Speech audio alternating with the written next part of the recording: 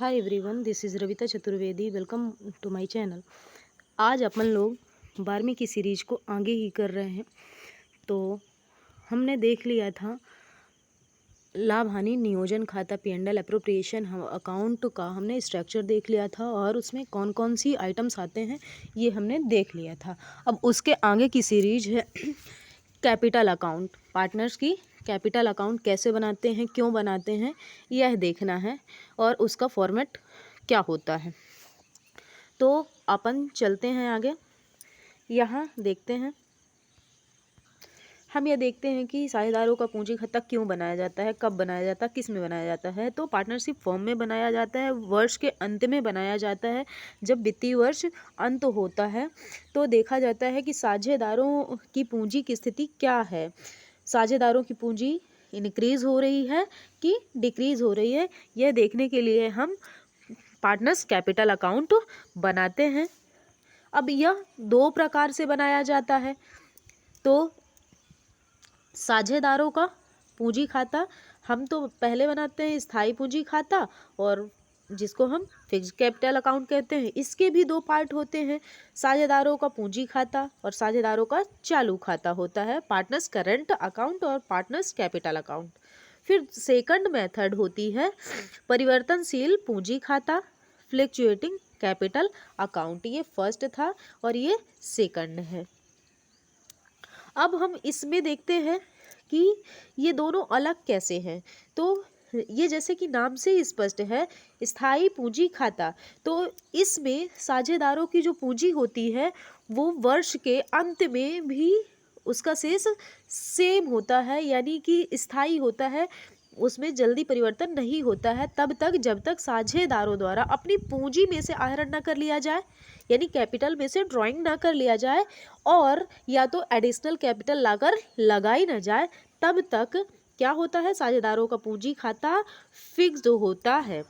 जैसा कि यहाँ पे हम ये भी देख लेते हैं, ये फॉर्मेट है हमारा कि जब तक साझेदारों द्वारा विड्रॉन नहीं किया जाता है या एडिशनल कैपिटल नहीं इंक्लूड की जाती है, तब तक हमारा कैपिटल अकाउंट का बैलेंस फिक्स होता है और यहाँ हम पार्टनर्स कैपिटल अकाउंट बनाते हैं। आई बात समझ में।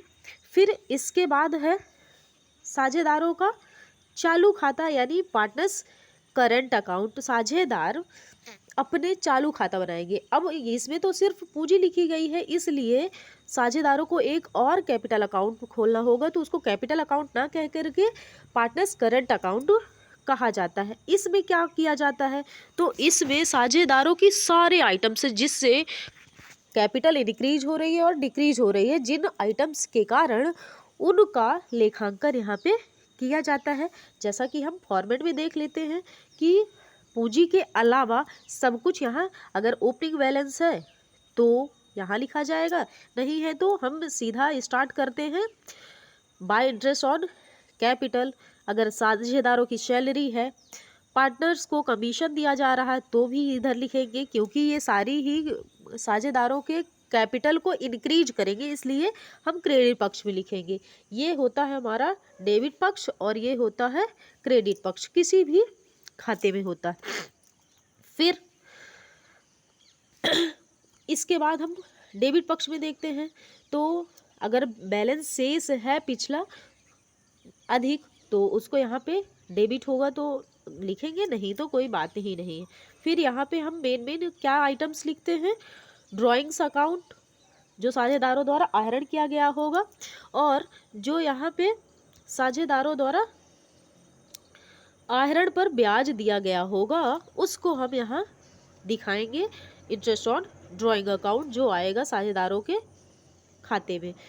फिर अगर P&L अप्रोप्रिएशन से लॉस आया है तो हम डेबिट पक्ष में दिखाएंगे, क्योंकि यह साझेदारों की पूंजी को कम कर देगा।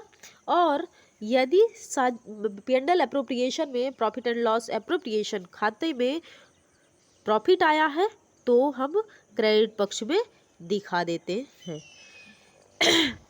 फिर इसके बाद हम दोनों का योग लगाते हैं, दोनों पक्षों का योग लगाएंगे और जो आएगा उसको हम बाय बैलेंस CD या टू बैलेंस CD के नाम से लिखेंगे। ये कैसे निकाला जाएगा? तो यदि क्रेडिट पक्ष का बैलेंस ज़्यादा है तो हम इसको डेबिट पक्ष में दिखाएंगे, CD करके साझेदारों के पूंजी खाते में यहाँ पे लिख देंगे। और यदि डेबिट पक्ष ज़्यादा है, डेबिट पक्ष का योग ज़्यादा है, तो हम क्रेडिट पक्ष के साइड में लिख के दिखा देंगे और टोटल कर देंगे। यहाँ पे ये टोटल होता है हमारा, यहाँ टोटल कर देंगे। दोनों पक्षों का टोटल हमेशा ही इक्वल होना चाहिए। यहाँ जितने साझेदार होंगे उतने साझेदारों का खाता बनाया जाएगा। मान लो यहाँ ABC है तो तीनों का बनाया जाएगा, यहाँ भी C का बना दिया जाएगा। इसी प्रकार से दोनों साइड में।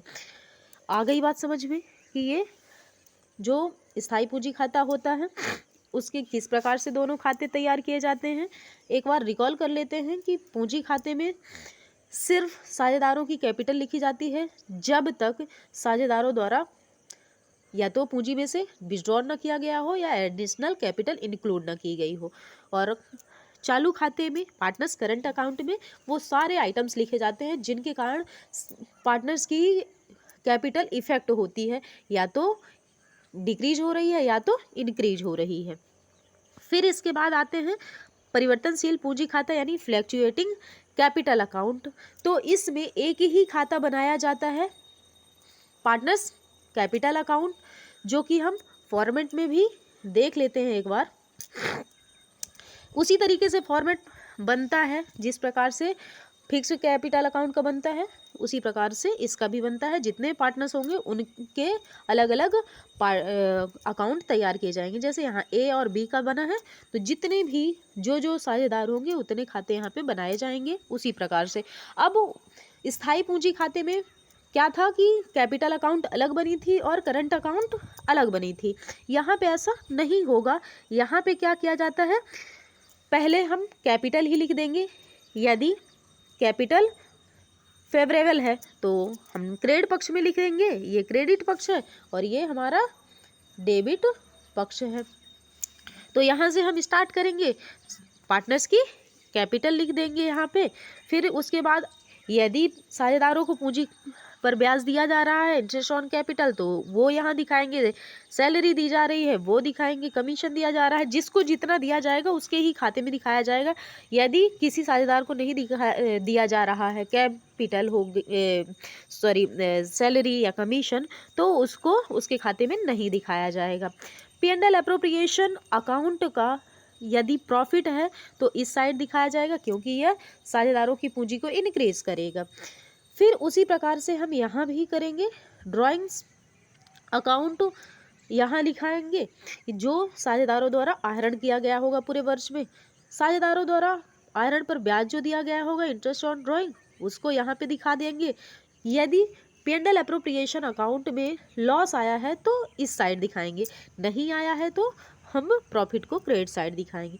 फिर दोनों का टोटल निकालेंगे, योग करेंगे दोनों पक्षों का। उसमें CD आएगा कि BD आएगा वो देख लिया जाएगा। यानी कि क्रेडिट पक्ष ज़्यादा है तो हम डेबिट पक्ष में CD लिख देंगे।